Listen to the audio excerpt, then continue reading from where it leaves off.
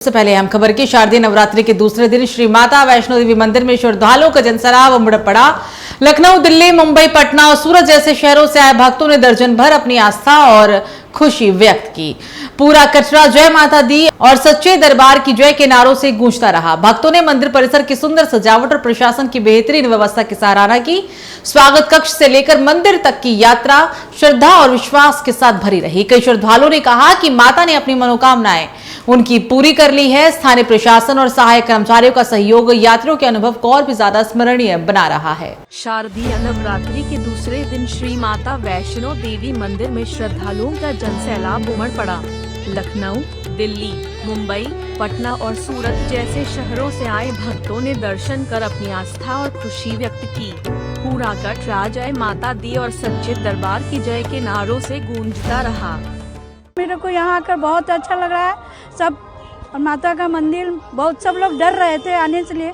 माता का कृपा है, सब लोग आइए बहुत अच्छा से, कोई डर की बात नहीं है। बहुत ही अच्छा है, बहुत ही अच्छा है यहाँ पर दरबार में माता का। यहाँ पे जिस तरह की व्यवस्था की गई, बहुत अच्छा व्यवस्था है। सजावट भी बहुत अच्छी है, डरने की कोई बात नहीं। जितने श्रद्धालु है सब प्रेम से आइए, जोर से बोलो जय माता की। यहाँ की सजावट बहुत अच्छी है, दिल खुश हो गया है, बहुत अच्छा लग रहा है हमें यहाँ पे आकर। माता रानी का बस बुलावा आया था तो हम लोग आ गए। सबसे बड़ी बात तो ये है कि यहाँ का जो प्रशासन है, इन्होंने इतनी अच्छी मैनेजमेंट कर रखी है। और माता रानी के तो खासकर नवरात्रों के लिए तो इंतजार किया जाता है कि माता रानी कब आपके नवरात्रे आए और कब हम आए दर्शन करने। और मैं तो फिलहाल वैसे भी माता रानी के यहाँ से बुलावा आता है, हर महीने दर्शन करने के लिए आ जाता हूँ माता रानी के।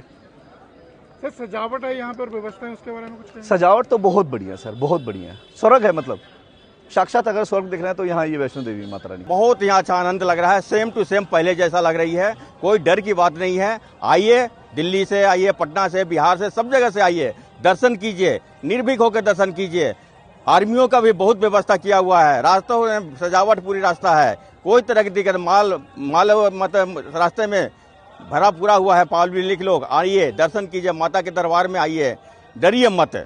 चलिए, दिल्ली में सरकार में मंत्री प्रवेश वर्मा आरके पुरम क्षेत्र में चल रहे सेवा पखवाड़ा के तहत स्वच्छता अभियान में शामिल हुए। इस दौरान प्रवेश वर्मा ने दिल्ली की सड़कों पर झाड़ू लगाई। उनके साथ कई अधिकारी भी मौजूद रहे।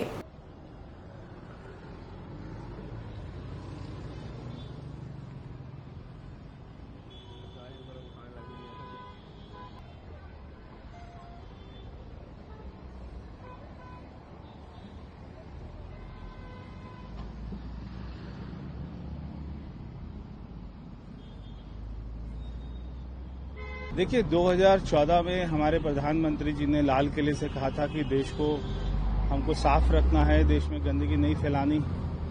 और बार बार ये स्वच्छता अभियान भारतीय जनता पार्टी की सरकारों द्वारा चलाया जाता है। हमारी मुख्यमंत्री जी ने पिछले 1.5 महीने से ये अभियान चलाया हुआ है।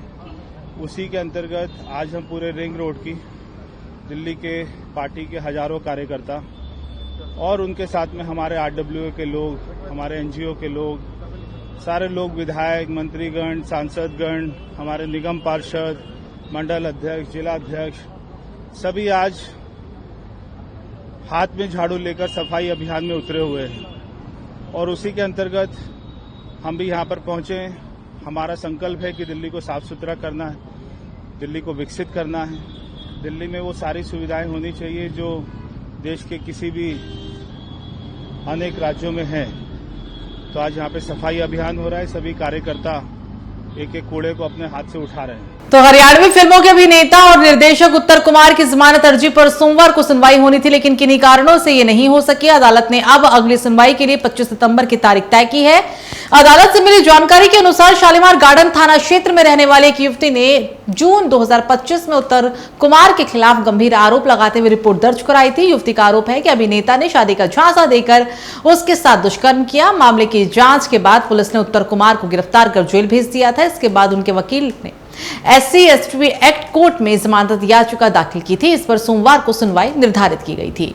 तकनीकी कारण से फिलहाल सुनवाई नहीं हो सकी। अब यह मामला 25 सितंबर को फिर से अदालत में पेश होगा। उत्तर कुमार न्यायिक हिरासत में डासना जेल में बंद हैं। तो ऑल इंडिया मुस्लिम जमात के राष्ट्रीय अध्यक्ष मौलाना शहाबुद्दीन रजवी बरेलवी ने सपा नेता आजम खां के खिलाफ जमानत वारंट पर प्रतिक्रिया दी है। उन्होंने कहा है कि 13 महीने बाद जेल से रिहाई आजम खां के लिए राहत की बात है, लेकिन ये अफसोसजनक है कि सपा अध्यक्ष अखिलेश यादव ने इस कठिन समय में उनका साथ नहीं दिया। रजवी ने कहा कि आजम खां ने अपनी कानूनी लड़ाई अकेले लड़ी और अखिलेश उनसे मिलने तक नहीं पहुंचे। उन्होंने यूपी के मुसलमानों से 2027 के विधानसभा चुनाव में इसे याद रखने की अपील की और आजम खां को नई पार्टी बनाकर चुनाव लड़ने की सलाह तक दे डाली।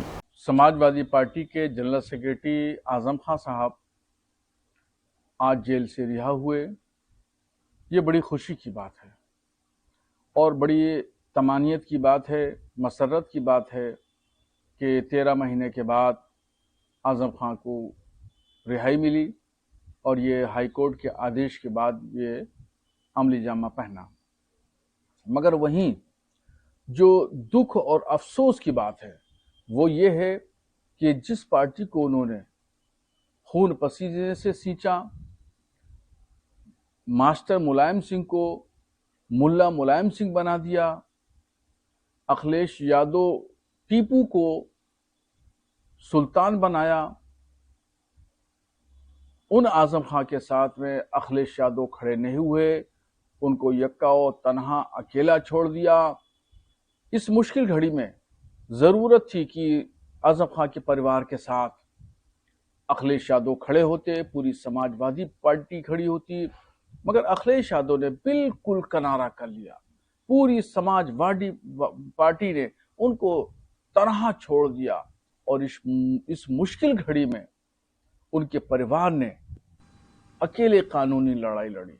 तो दिवाली का पर्व भले ही अगले महीने है, मगर एक महीने पहले ही पूरे भारत में दिवाली सा माहौल देखने को मिल रहा है और उसकी बड़ी वजह यह है कि भारत सरकार ने जीएसटी दरों में कमी करके आम जनता को राहत दे दी है। बता दें कि नवरात्रि की शुरुआत में ग्राहकों को एक बड़ी राहत दी गई। सोमवार से लागू हुई जीएसटी दरों ने बाजार में जबरदस्त हलचल मचा दी है। जैसे ही एसी और टीवी जैसे बड़े घरेलू उपकरण सस्ते हुए, ग्राहकों की भीड़ दुकानों में उमड़ पड़ी। ये दिल्ली की तस्वीरें हैं जहां पर सोने और कपड़े की दुकानों में लोगों की भीड़ देखी जा रही है। यहां लोग गोल्ड और कपड़ों की खरीदारी करते हुए नजर आ रहे हैं। दिवाली का पर्व भले ही अगले महीने है, मगर एक महीना पहले ही पूरे भारत में दिवाली सा माहौल देखने को मिल रहा है। इसकी बड़ी वजह है कि भारत सरकार ने जीएसटी दरों में कमी करके आम जनता को राहत दी है। बता दें कि नवरात्रि की शुरुआत में ग्राहकों को एक बड़ी राहत मिली है। सोमवार से लागू हुई नई जीएसटी दरों ने बाजार में ज़बरदस्त हलचल मचा दी। जैसे ही एसी और टीवी जैसे बड़े घरेलू उपकरण सस्ते हुए, ग्राहकों की भीड़ दुकानों पर उमड़ पड़ी है। ये दिल्ली की तस्वीरें हैं जहां पर सोने और कपड़े की दुकानों में लोगों की भीड़ देखी जा रही है। यहां लोग गोल्ड और कपड़े की खरीदारी करते हुए नजर आ रहे हैं। तो आज शारदीय नवरात्रि का दूसरा दिन है और इस दिन मां दुर्गा के ब्रह्मचारिणी स्वरूप की पूजा की जाती है। मां ब्रह्मचारिणी साधना, तपस्या और ज्ञान की देवी मानी जाती है और इसी कड़ी में शारदीय नवरात्रि के दूसरे दिन भोपाल स्थित काली माता मंदिर में भक्तों ने पूजा अर्चना की है। आज शारदीय नवरात्रि का दूसरा दिन है और इस दिन मां दुर्गा के ब्रह्मचारिणी स्वरूप की पूजा की जाती है। मां ब्रह्मचारिणी साधना, तपस्या और ज्ञान की देवी मानी जाती हैं। इसी कड़ी में शारदीय नवरात्रि के दूसरे दिन भोपाल स्थित काली माता मंदिर में भक्तों ने पूजा अर्चना की।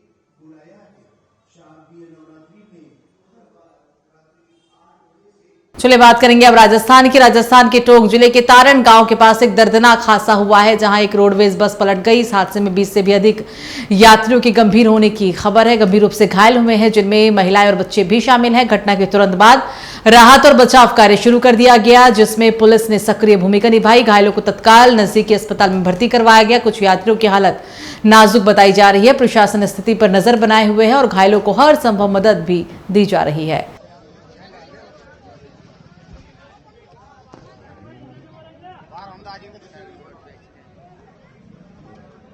राजस्थान के टोंक जिले के तारण गांव के पास एक दर्दनाक सड़क हादसा हुआ।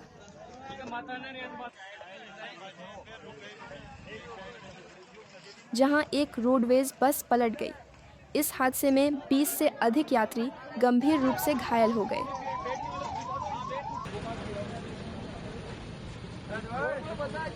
जिनमें महिलाएं और बच्चे भी शामिल हैं। घटना के तुरंत बाद राहत और बचाव कार्य शुरू किया गया जिसमें पुलिस ने सक्रिय भूमिका निभाई। घायलों को तत्काल नजदीकी अस्पताल में भर्ती कराया गया है। कुछ यात्रियों की हालत नाजुक बताई जा रही है।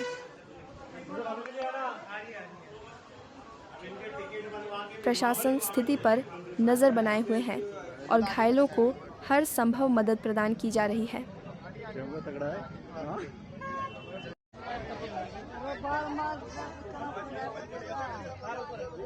बड़ी दुखद घटना है कि सवाईमाधोपुर से टोंक आने वाली बस कोई एक्सल टूटने की वजह से पलट गई हो और उसके अंदर से 40 यात्री थे, 30 यात्री पूरी तरह घायल थे।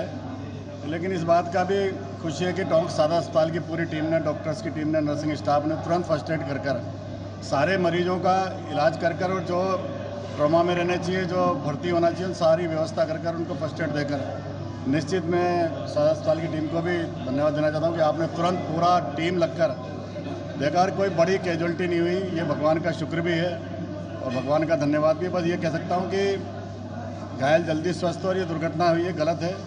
इस तरह की घटना क्यों हुई है जांच का विषय है। बात होगी अब देवभूमि उत्तराखंड की। उत्तराखंड के मुख्यमंत्री पुष्कर सिंह धामी ने धन्वंतरी दिवस के अवसर पर देहरादून स्थित मुख्यमंत्री आवास पर पूजा अर्चना की। इस दौरान मुख्यमंत्री पुष्कर सिंह धामी ने मां दुर्गा की पूजा अर्चना कर खुशहाली की कामना की। इसी बीच धामी पूरे भक्तिभाव के साथ नजर आए। उत्तराखंड के मुख्यमंत्री पुष्कर सिंह धामी ने धन्वंतरी दिवस के अवसर पर देहरादून स्थित मुख्यमंत्री आवास पर पूजा अर्चना की। इस दौरान मुख्यमंत्री पुष्कर सिंह धामी ने मां दुर्गा की पूजा अर्चना कर खुशहाली की कामना की। इस बीच सीएम पुष्कर सिंह धामी पूरे भक्तिभाव में लीन नजर आए।